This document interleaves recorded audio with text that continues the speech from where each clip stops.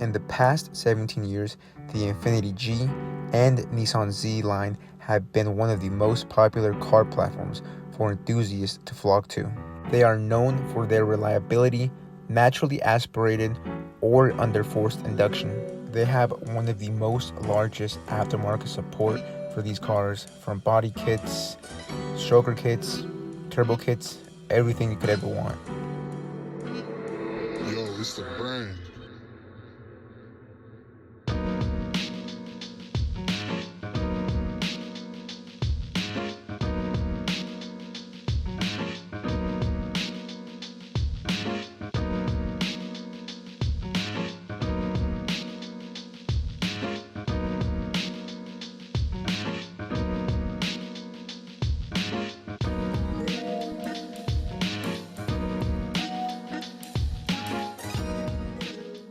The Nissan VQ is a series of engines. Though they are popular and known to be in the Gs and the Zs, they are, however, found in Nissan Pathfinders, Altimas, Maximas, Muranos, and other Infiniti and Nissan cars.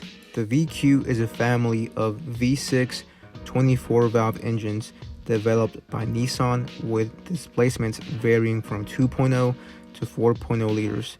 They are an aluminum block, dual overhead camshaft, 4 valves per cylinder design, with aluminum heads, making the VQ a very light engine compared to most. Starting off, we have the Infiniti G35, also known as the Nissan Skyline 350 GT or V35 in Japan. They are the 11th generation of the Skyline series. The left-hand drive being the USDM model and the right-hand drive being the JDM model. The V35 or G35 is the first generation Skyline that made it overseas to the US market. The coupes range from the year 2003 to 2007. They are powered by the VQ35DE engine, which is a naturally aspirated V6. It puts out a respectable 240 horsepower to the wheels bone stock, which has a red line of 6,500 RPMs. In the year 2005 all the way up to 2007, they offered the VQ35DE Rev-Up, only exclusive to the 6-speed manual transmissions. It redlines at 7,000 RPMs, which is a 500 increase over the standard DE, hence why it is called the Rev-Up.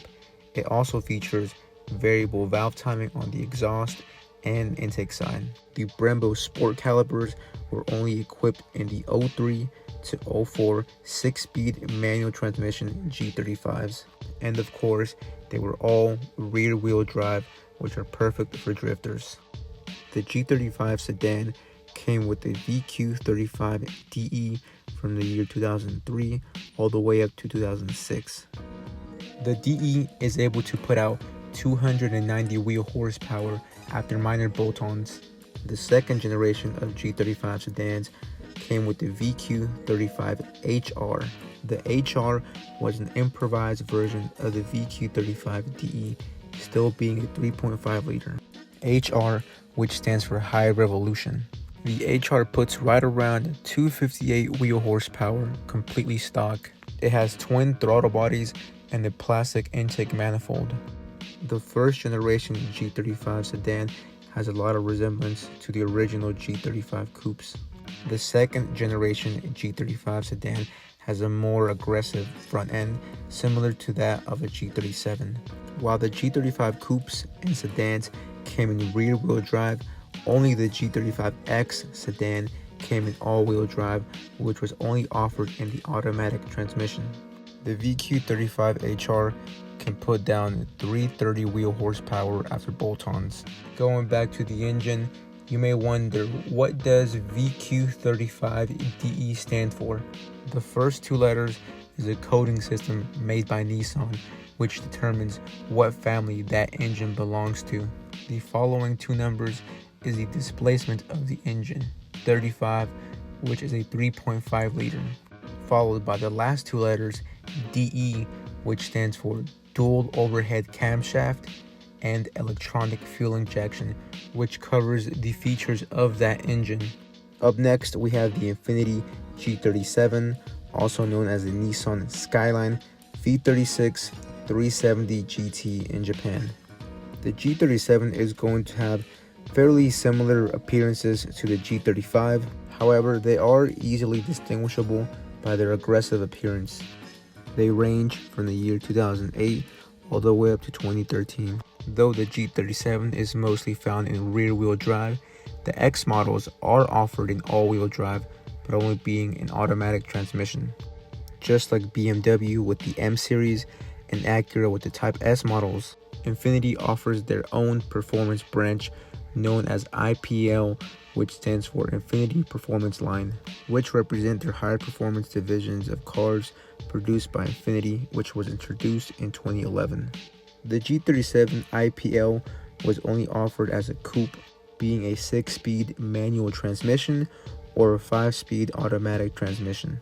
They are offered with red interior and Sport Akebono calipers, also featuring a more aggressive front and rear bumper for aerodynamics and coming in with fog lights.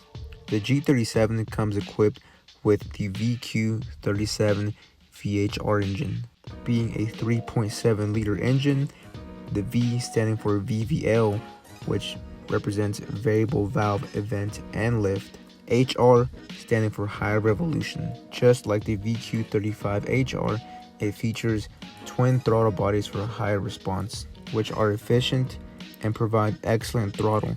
That's partly the reason why the VHR responds well to intake and exhaust upgrades, producing well over 280 wheel horsepower and the 7600 RPM limit. The VHR also has a taller cylinder block than the VQ35. With bolt-ons, the VQ37 VHR can make well over 350 wheel horsepower on pump gas. Coming up, we have the Nissan 350Z, known as the Nissan Z33 in Japan. Unlike the G37 or G35 having 4 seats total and being a coupe, the Nissan 350Z is only a 2-seater, so they are more limited in space compared to the G line. The 350Z or Z33 came in the year 2003 all the way up to 2009.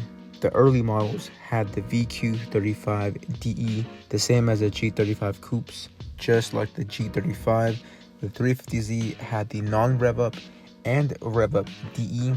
The rev-up was offered in the 2005 models in the 6-speed manual transmission, either track edition or 35th anniversary. 2007 is the year when Nissan introduced the VQ35HR, which has twin throttle bodies, so it's easy to distinguish a DE 350Z versus an HR 350Z when you pop the hood. In 2007, Nissan introduced the 350Z Nismo Edition. This version of the 350Z only came as a 6-speed manual and with the VQ35HR. No significant differences were made with the engine. It did feature an aero package, sportier suspension, and Nismo branded wheels. Nismo is a combination of the words Nissan Motorsports, which is Nissan's performance line. Only 1,607 models were made. And finally, we have the Nissan 370Z, also known as the Nissan Z34. They range from the year 2013 all the way up to 2020, having a choice of a 5-speed automatic transmission or a 6-speed manual transmission. And just as the name suggests, 370Z, it comes with a 3.7 liter engine, being the VQ37 VHR, just like the G37 coupes. As expected, Nissan offered the 370Z as a Nismo version, coming in with minor differences and an improved aerodynamic body styling. The VQ37 is known to hold over 600 horsepower on stock internals under forced induction. On VQ35s, they are known to hold under 500 horsepower before reliability becomes an issue. Overall, the VQs are a great platform to start on. They have a lot of tuning potential and a wide availability. And in my own opinion, I do believe that the earlier VQs like the G35s and 350Zs will become what Nissan Silvias are today, hard to find and expensive.